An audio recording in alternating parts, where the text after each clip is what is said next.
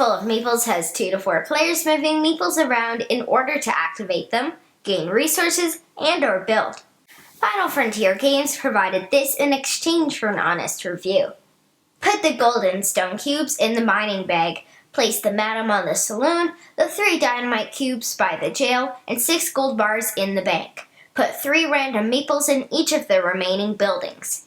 In reverse turn order, players place a 5 VP marquee on a corner building. On your turn, take all the meeples from a location, then start placing them in the neighboring left or right doorway. Once you choose a direction, you cannot reverse. Place 1 meeple after another until all have been placed, then activate them in the order of your choosing. If a brown builder visits an unowned building, the player may spend the shown resources to place a 5 VP marquee. If a marquee is already there, the marquee's owner may upgrade to the 10 VP marquee by paying the resources again.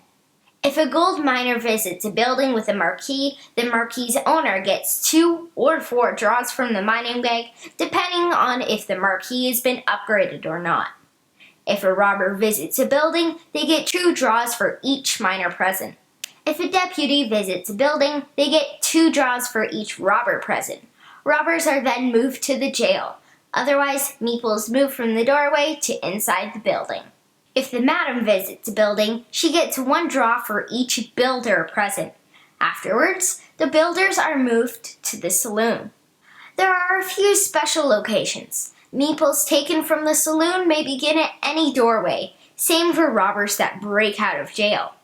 If you perform a jailbreak, place 1 dynamite cube in the mining bag.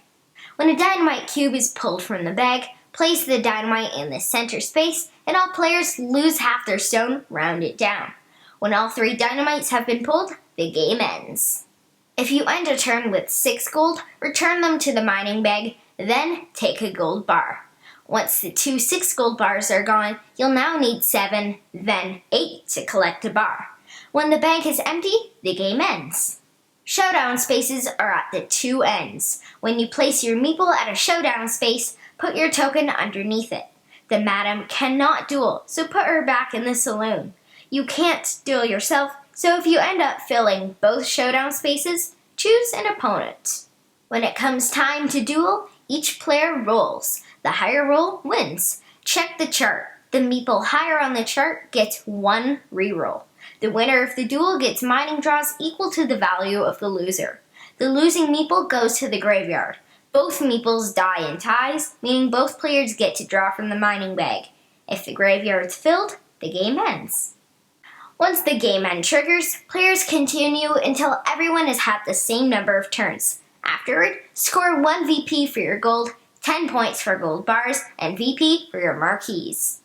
Move and activate meeples in a way to give you resources to build/get rich and won't help your opponents. That's a fistful of meeples. A fistful of meeples could be played on a coffee table. Player bits could fit in your hand, and the rest of the game is on the main board. Gameplay is simple, there's no reading, and math is basic. Experienced 6-year-olds could handle this with help if necessary. By your second playtime will be down to around 35 minutes.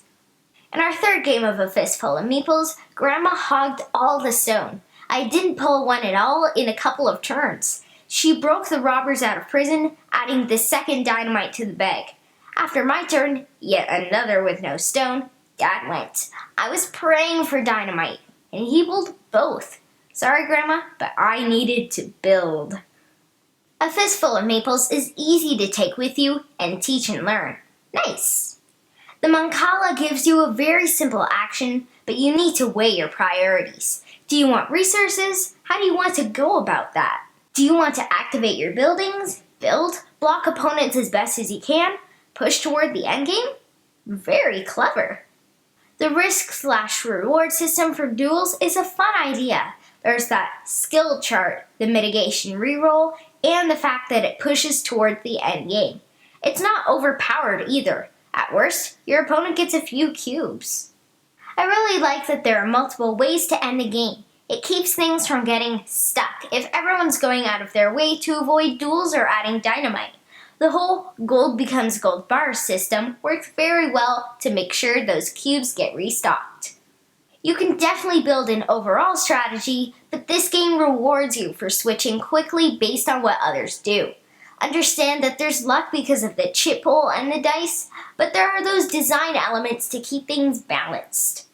The dynamite boom isn't as devastating as in the Mansky caper, and having things yanked out from under you also isn't going to destroy your game.